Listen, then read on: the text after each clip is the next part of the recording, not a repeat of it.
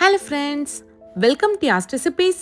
இன்றைக்கி நம்ம வீட்லேயே ரொம்ப ஈஸியாக சாக்லேட் பனானா பிரெட் தான் எப்படி செய்யறதுன்னு பார்க்க போகிறோம்.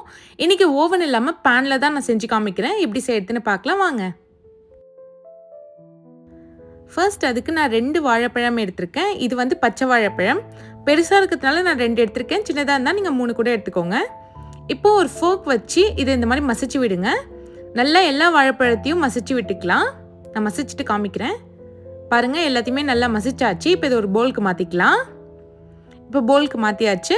இதோடவே ஒரு முட்டை சேர்த்துக்கலாம். முட்டை வந்து ரூம் டெம்பரேச்சரில் இருக்கிற மாதிரி பார்த்துக்கோங்க. சேர்த்துட்டு இதை நல்லா மிக்ஸ் பண்ணி விடுங்க. முட்டை நல்லா மிக்ஸ் ஆகணும் இந்த மாதிரி. இப்போ இதில் நம்ம சர்க்கரை சேர்த்துக்கலாம். இன்றைக்கி நான் 1/2 கப் அளவுக்கு சர்க்கரை எடுத்திருக்கேன். இதை அப்படியே சேர்த்துக்கலாம். சேர்த்துட்டு இதையும் நல்லா மிக்ஸ் பண்ணுங்கள். சர்க்கரை வந்து நல்லா கரையணும் அந்த மாதிரி பார்த்துக்கோங்க. பாருங்கள், நல்ல சர்க்கரையை கலந்தாச்சு. இதில் 1/3 கப் வந்து வாசனை இல்லாத எந்த எண்ணெய் வேணாலும் நீங்கள் சேர்த்துக்கலாம். நான் சன்ஃப்ளவர் ஆயில் சேர்த்துருக்கேன். சேர்த்துட்டு இதையும் நல்லா கலந்து விட்டுக்கலாம். எல்லாமே நல்லா ஒன்று சேர இந்த மாதிரி மிக்ஸ் ஆகணும். இதில் 1 ஸ்பூன் வெனிலா எக்ஸ்ட்ராக்ட் சேர்த்துக்கலாம். சேர்த்துட்டு அதையும் நல்லா கலந்து விடுங்க. இப்போ எல்லாமே நல்லா கலந்து விட்டாச்சு.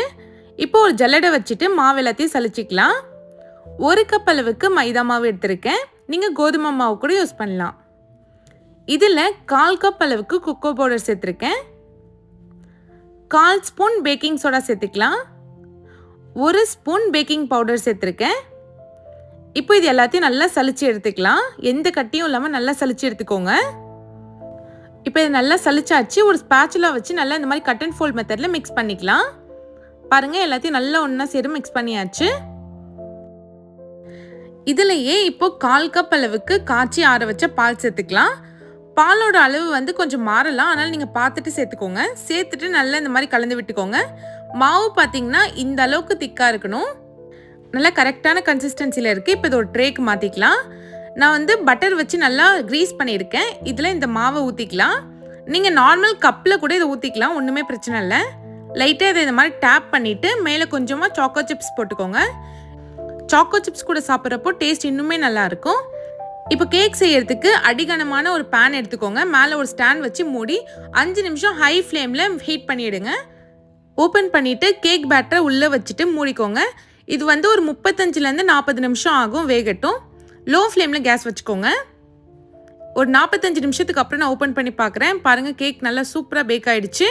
ஒரு டூத்பிக் வச்சு குத்தி பார்த்தீங்கன்னா மாவு எதுவும் ஒட்டாமல் வரணும். கேக் பார்த்தீங்கன்னா நல்லா வெந்துருச்சு. இப்போ ஒரு பிளேட்டுக்கு மாற்றிக்கலாம். மேலே அந்த பார்ச்மெண்ட் பேப்பரை எடுத்துடலாம்.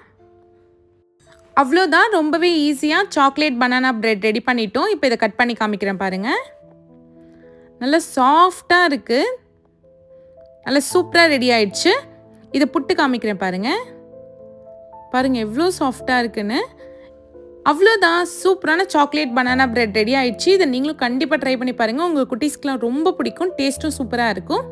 இந்த வீடியோ உங்களுக்கு பிடிச்சிருந்தா மறக்காமல் யாஸ்ட் ரெசிபீஸ் சேனலை சப்ஸ்கிரைப் பண்ணிவிடுங்க. தேங்க்ஸ் ஃபார் வாட்சிங்.